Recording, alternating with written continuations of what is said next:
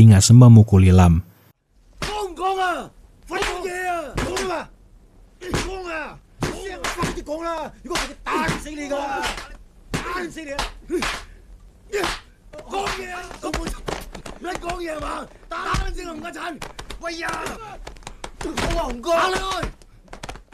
Sampai pada akhirnya dia dipisahkan oleh petugas yang lain, karena kalau tidak dipisahkan bisa-bisa si terduga malah mati sebelum mau mengakui kesalahannya. Sehingga untuk meredakan emosi petugas Bull, dia pun ditugaskan ke kantor perusahaan taksi tempat Lam bekerja. Dia bisa menyelidiki dari sana.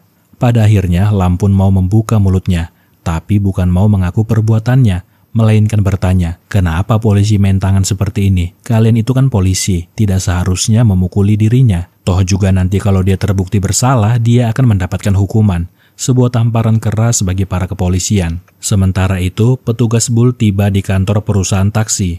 Di sana mereka memeriksa catatan kerja Lam. Mulai dari awal sekali kasus wanita pertama dinyatakan hilang. Wanita pertama bernama Chan Saulan, hilang pada tanggal 3 Februari 1982. Dalam catatan kerja Lam, dia menuliskan action atau aksi di hari itu. Action. Kemudian wanita kedua bernama Chan Kit Fang, hilang pada tanggal 29 Mei 1982. Di catatan kerja Lam juga tertulis kalimat action. Kemudian wanita ketiga bernama Leng Man Ling, hilang pada tanggal 17 Juni 1982. Sama, Lam juga menuliskan kalimat action. Terakhir, wanita keempat bernama Leng Wing Yin, hilang 2 Agustus 1982. Dalam catatannya, Lam menuliskan doing atau sedang lagi dikerjakan. Apa maksud catatan-catatan ini? Pelan-pelan kita akan mengungkapnya. Chan Saulan, 82年2月3號 Action.陳潔芳 5月29, 梁文玲 6月17, Action. 梁詠儀 8月2號 Doing. Kembali ke kantor polisi, ahli forensik memastikan kalau sidik jari di dalam foto ini akurat 100% milik Lam. Dia benar-benar melakukan tindakan tidak terpuji ke keponakannya sendiri.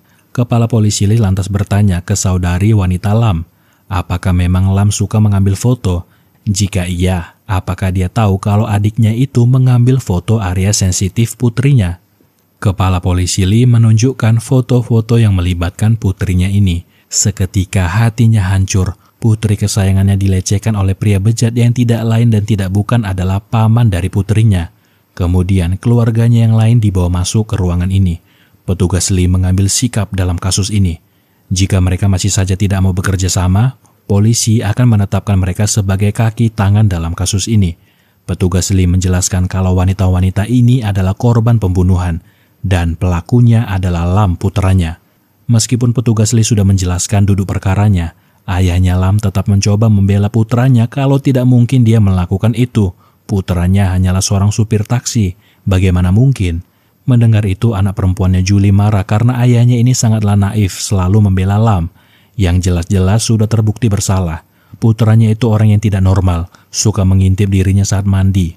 Dan asal tahu saja, putra yang dia bela itu memfoto area sensitif cucunya sendiri. Ketika melihat foto itu, barulah ayahnya ini tersadar kalau memang benar putranya itu punya fetis aneh dan pelaku penghilangan nyawa. Kepala polisi Lee berkata kalau dia memberikan kesempatan bagi mereka, buat Lam mengaku atau mereka menjadi tersangka sama seperti Lam.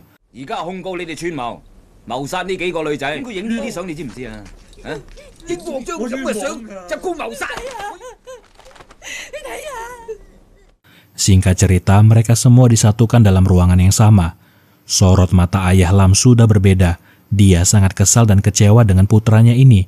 Sementara di tempat lain, kepala polisi Lam mengawasi dari balik kamera pengawas. Begitu ruangan kosong, mereka bertiga memukuli Lam karena sudah melakukan tindakan tidak terpuji.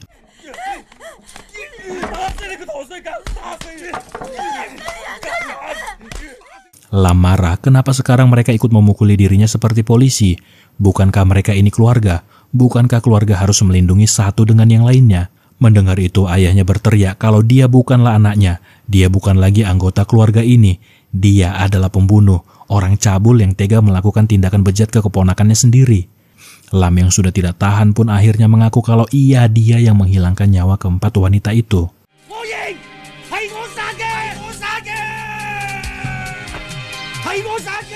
Inilah yang dibutuhkan oleh petugas kepolisian. Namun meskipun demikian, mereka belum punya barang bukti di mana tubuh korban berada, sehingga kasus ini masih belum selesai. Setelah pengakuannya itu, Lam pun dibawa ke ruangan kepala polisi Lee. Masih dengan sikap songongnya, dia melihat beberapa foto wanita yang hilang dalam beberapa bulan belakangan ini. Mana dari antara wanita-wanita ini yang dia hilangkan nyawanya. Tapi dia tetap saja belum mau mengaku, sehingga kepala polisi Lee langsung menunjukkan foto kemungkinan korban pertama. Tanggal 3 Februari 1982, seorang wanita bernama Chan Saulan menghilang. Tanggal tersebut cocok dengan catatan di surat keterangan Lam. Ketika Lam melihat wajah wanita itu, dia mulai mengingat perbuatan keji yang dia lakukan. Di suatu malam, hujan deras membasahi kota Hong Kong. Di saat itulah secara tidak sengaja dia bertemu dengan Chan Saulan. Saat itu, Chan Saulan sedang mabuk. Dia minta diantar ke daerah bernama Kwun Tong. Selama di perjalanan, Lam dibuat kesal dengan kelakuan wanita ini yang suka-sukanya ke Lam. Dia mulai meracau dan berkata kalau semua laki-laki itu sama saja. Dia juga merokok di dalam taksi, padahal sudah ada peraturan tidak boleh merokok. Semakin lama wanita ini semakin membuat Lam kesal, sehingga pada akhirnya emosi Lam sudah tidak terbendung lagi. Lam yang memang sudah tidak normal melihat ada kesempatan. Di saat wanita itu tidak sadarkan diri, Lam memukul kepala wanita itu berkali-kali secara membabi buta.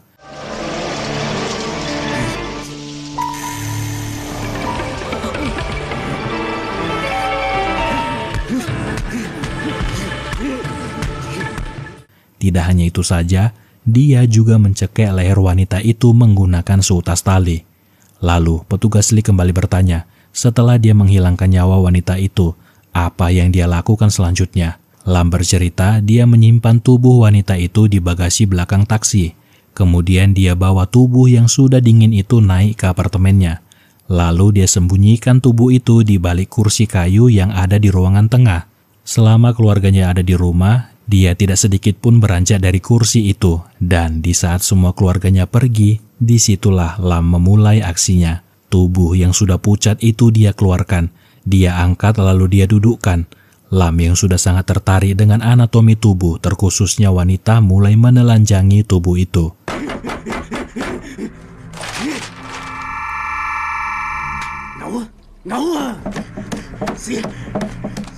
Kemudian dia baringkan tubuh itu di atas terpal. Tubuh yang sudah tidak bernyawa itu dia jamah dari atas sampai bawah. Intinya semua tindakan tercela dia lakukan ke mayat ini. Selesai itu, dengan menggunakan pisau daging, dia mulai memotong tubuh itu. Alangkah terkejutnya dia ketika mata mayat itu terbuka. Istilah ini biasa disebut dengan ptosis dalam dunia medis. Tapi dia sudah setengah jalan. Tidak ada pilihan lagi selain melanjutkan memotong-motong tubuh ini. Akan tetapi kerasnya tulang manusia tidak bisa terpotong menggunakan pisau ini. Lam panik, dia harus apa setelah ini? Sehingga dia ambil uang dari tas wanita ini, lalu dia belilah mesin gurinda untuk memotong tubuh Chow San Lau. Pisau mesin potong mulai mencacah daging lunak itu. Cairan merah bermuncratan di seluruh ruangan. Pecahan-pecahan tubuh itu pun terburai kemana-mana.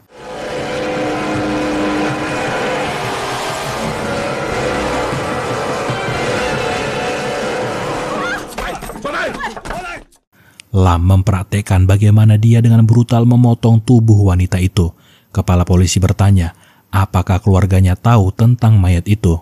Lam kembali bercerita kalau secepat mungkin dia langsung membersihkan seluruh ruangan dari bercak-bercak merah yang bertebaran. Di saat semua orang sudah kembali, rumah sudah bersih kinclong. Ya, meskipun abangnya menyadari, sepertinya ada bau aneh di rumah ini.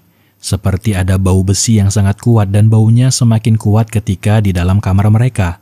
Lalu di malam itu terlihat Lam membawa kotak yang berisikan potongan-potongan tubuh dari bawah kolong kasurnya. Lam membawa potongan-potongan itu ke sebuah jembatan, lalu dia buang tubuh itu ke dasar sungai. Sebelumnya, Lam tidak ada niatan untuk memfoto para korbannya, tapi semenjak dia membaca majalah dewasa, dia mulai berfantasi liar. Bagaimana kalau lekuk tubuh korbannya dia abadikan sebagai koleksi pribadinya? Kemudian, kepala polisi Lee menanyakan perihal potongan koran yang ada fotonya. Untuk apa dia menyimpan potongan itu?